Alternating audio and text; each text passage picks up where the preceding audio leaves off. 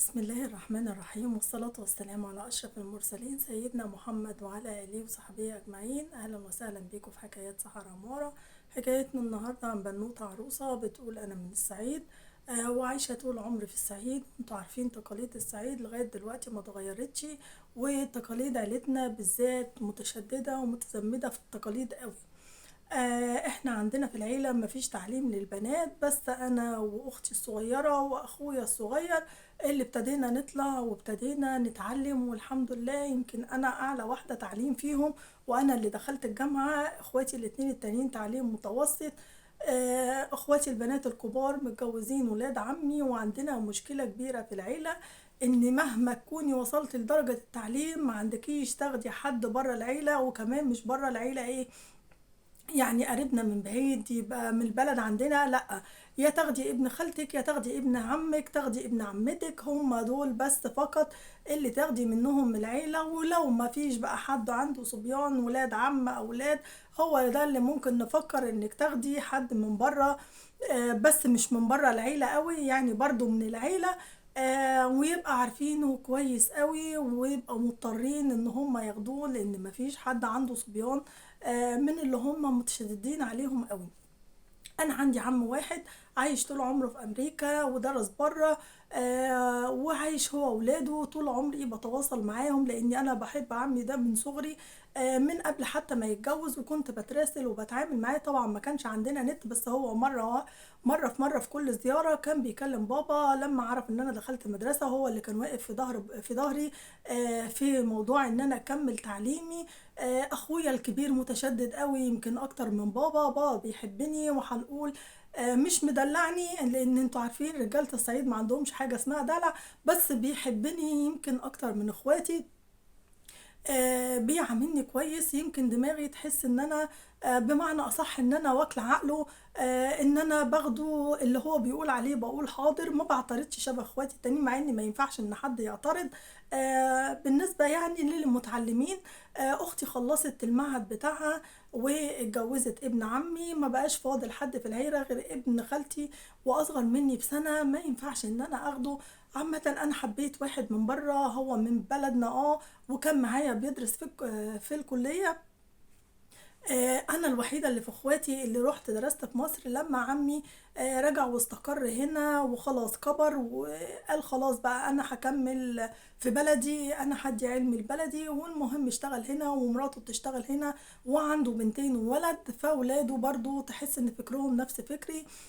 اخويا الكبير كان رافض جدا ان انا اروح اقعد عند عمي في مصر، كان رافض ان انا ادخل في الجامعه يعني في القاهره، وان انا لازم اكمل كفايه تعليم على كده. انا ما بقيت بعرف اقرا واكتب، مش لازم اكمل وفي الاخر بيتي للعجين والطبيخ والكلام ده للمطبخ يعني.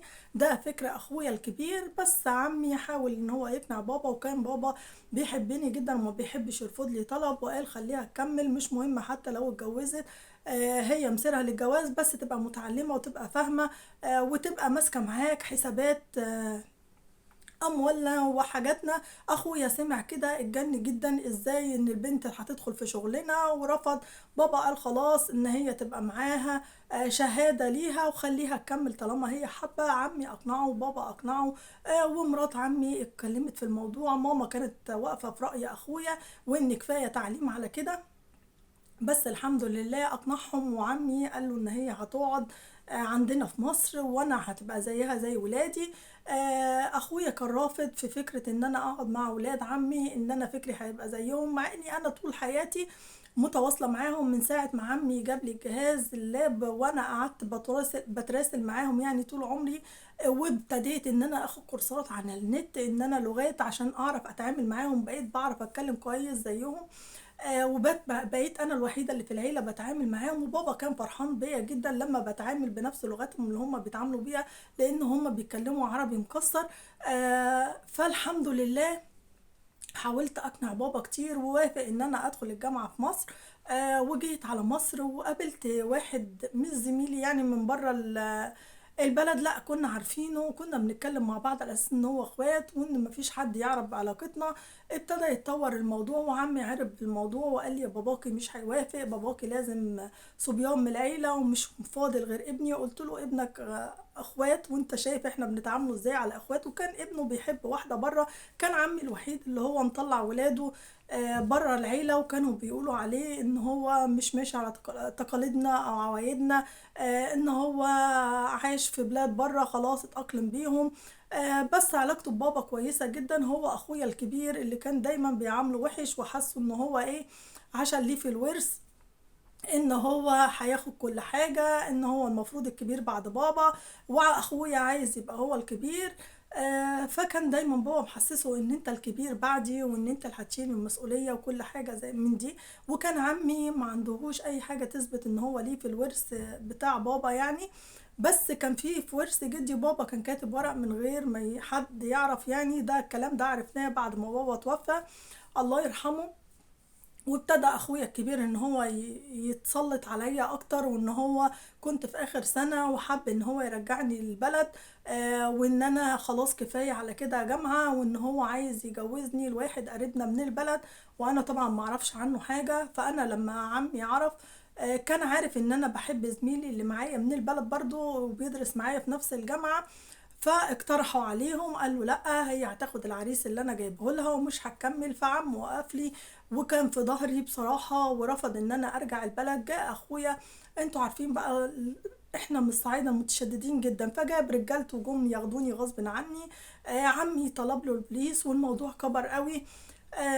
راح عمي البلد وكلم ماما. طبعا ماما كانت واقفة في ظهر اخويا لان هي طول عمرها متشددة وواقفة لعقلية اخويا.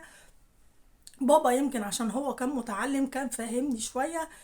مصمم جدا ان انا اتجوز القريبه يعني قريبنا يعني اللي جايبهولي من البلد.